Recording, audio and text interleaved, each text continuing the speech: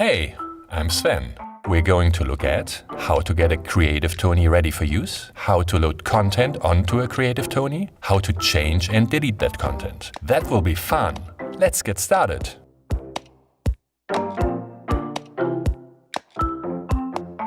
To use a new Creative-Tonie, you need two things. First, your Creative-Tonie, and second, a working Tonie box with access to Wi-Fi. If your Tonie box is still brand new, check out our setup video and set it up first. To get started with your Creative-Tonie, simply put it on the Tonie box. This automatically adds it to your Toniecloud. Wait for a couple of seconds until you hear the following message. Hello, I'm a Creative-Tonie. You can fill me with your own audio content. You can now get started with your Creative-Tonie.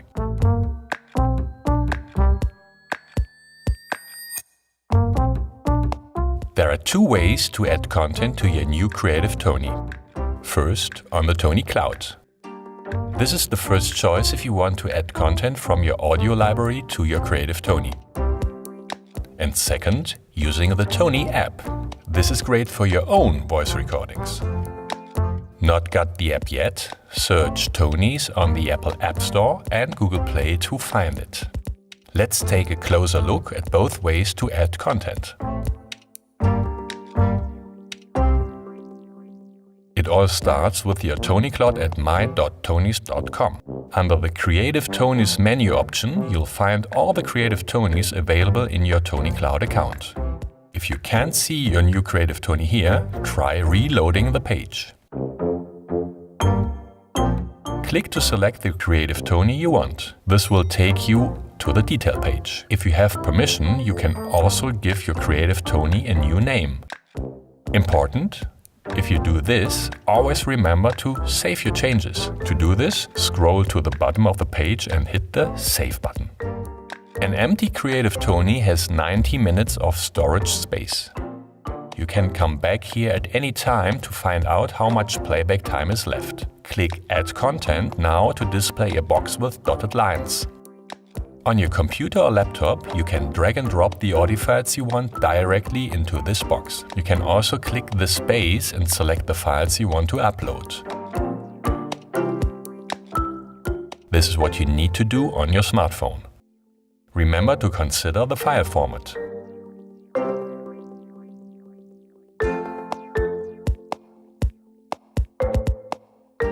Once you've uploaded the files, you can change the tracklist order unless you've activated the live function to use your Creative-Tonie as a messenger.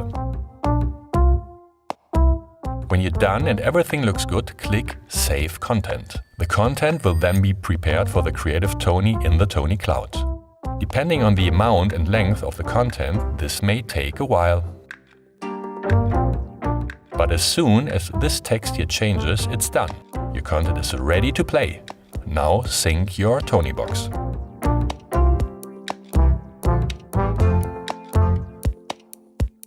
Once you've logged into the app, you'll see the list of available Creative-Tonies here.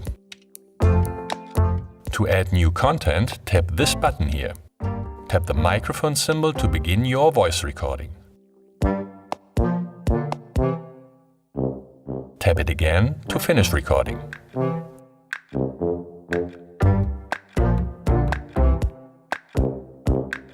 If you'd like to go back and try again, just press the back button and give it another go. Once you're happy, accept the recording and give it a name to be saved under. If you'd like to keep your recording and save it on your smartphone, activate this switch too. And when everything looks good, tap Upload Now to send your recording to the Toniecloud.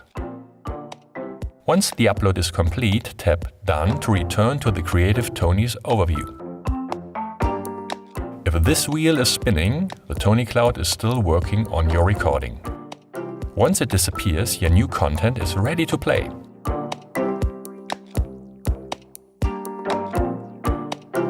Doesn't matter whether you're using the Toniecloud or the app. Once you've put it on your new Creative-Tonie and the cloud has finished working on it, your content still needs to go onto your Tonie box. If your Tonie box was turned on during the upload, simply squeeze one of the ears for around 3 seconds until you hear a sound.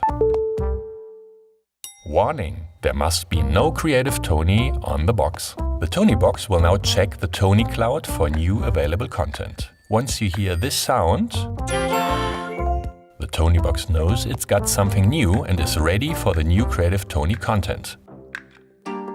If your Tonie box was turned off before, turn it on and make sure there are no Creative-Tonies or Tonies on it. Wait until the Tonie box has flashed blue. When it lights up solid green, place your Creative-Tonie on the box as usual. A second blue flashing light tells you the Tonie box is downloading the new content. After a little while, the Creative-Tonie will begin to play. Ideally, you should wait until the LED lights up green and you have heard another audio signal. That's when the content has been downloaded and your Creative-Tonie can also work without a Wi-Fi connection. At least until you fill it up with new content. As we know, Creative-Tonies are just crazy about new content, and now you know how it works. For your information, you can of course delete individual tracks, change the order, or erase all the content at any time.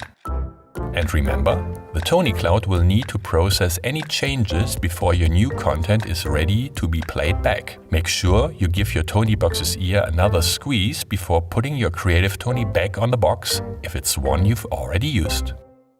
Have fun! See you next time. Happy listening!